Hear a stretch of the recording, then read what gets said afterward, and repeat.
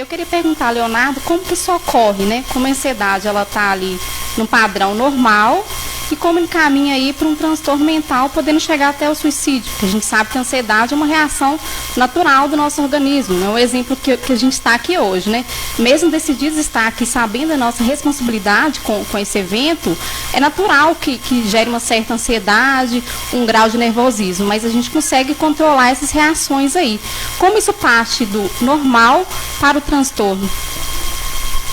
Antes de qualquer coisa, bom dia, né? Muito obrigado mais uma vez por esse convite, né? 20ª CIPAT, uma grande responsabilidade. A gente está aí mais uma vez participando desse encontro, né? Que ontem começou muito bem, inclusive com uma conversa aí sobre a área nutricional, da parte de saúde física. Hoje a gente complementa, não deixando para trás aquilo que foi ontem, porque está todo mundo no mesmo caminho, né? Então, parabéns pela toda essa organização da semana. E muita coisa para a gente falar hoje, né? Tem muitas coisas que se ligam aí, né? A ansiedade, como foi perguntado agora, como foi a questão do Setembro Amarelo que foi falado, como é a prevenção de acidentes do trabalho, quer dizer, tudo isso são questões totalmente interligadas. Em relação a essa primeira pergunta, quando que a ansiedade, de repente, deixa de ser alguma coisa normal para se tornar um transtorno, é bom que a gente entenda exatamente o que seria uma ansiedade normal, né? Uma reação de ansiedade, talvez como se fosse quase um sintoma. Foi isso que a Beatriz falou aqui, né?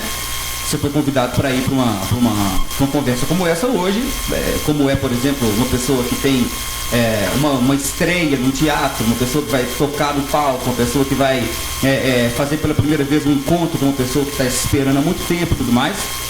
Existem gerados no corpo sintomas e manifestações mediadas por áreas específicas do cérebro. Se for o caso, a gente pode aprofundar em que áreas são essas, que essas áreas vão se comunicar com outras áreas do corpo para poder produzir substâncias que trazem reações nesse corpo, né? Desde reações nos pelos, pele fria, pelo que sobe, sudorese, boca seca, né? Que são as reações chamadas, no geral, de reações de luta e fuga, né? É quando o organismo se põe pronto para lutar ou fugir, né?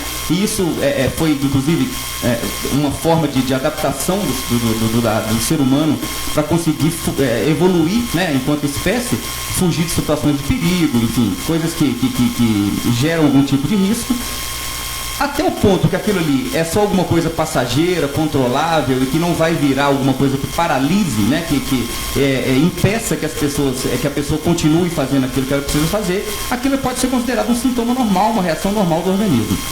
A partir do momento que trava, que paralisa, que cronifica, né? Ou seja, que começa a ficar muito tempo, muito prolongado, e essas reações se tornam uma rotina, né, na vida da pessoa, ao ponto dela deixar de fazer coisas por causa de estar ansiosa, ou dela de repente se arrepender com muita frequência do que fez porque estava ansiosa, e isso já começa a ganhar essa característica de transtorno, né? O transtorno é alguma coisa que foge mesmo do que poderia ser chamado de normal. E a ansiedade tem várias formas de manifestação. Desde a ansiedade generalizada, passa pela ansiedade como crise no pânico, as fobias, né, os medos de forma geral, as reações pós-traumáticas, né, os estresses pós-traumáticos e o próprio transtorno obsessivo-compulsivo.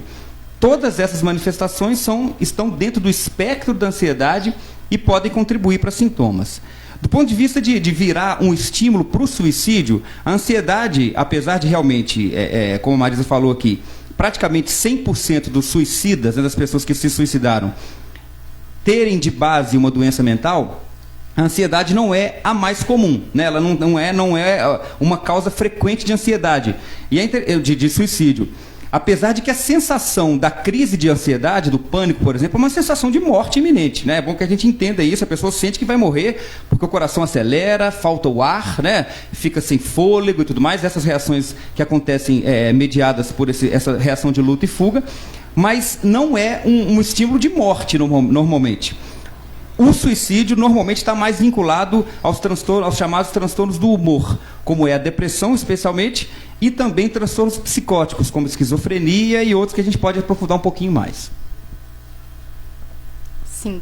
Como que a gente consegue diferenciar uma tristeza profunda, um momento que a gente está passando, devido a acesso de estímulos externos ou internos, de uma depressão? São estágios diferentes, né? São estágios diferentes.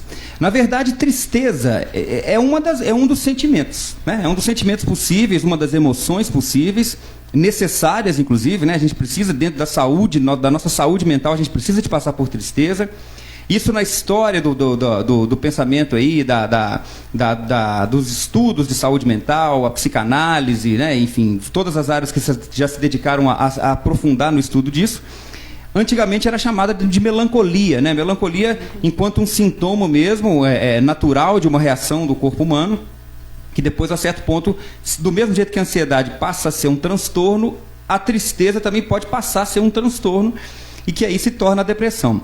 A depressão, então, é como se você tivesse um estágio de humor, né? O humor, nosso humor, oscila, varia com o dia, com os estímulos, né? Como você falou.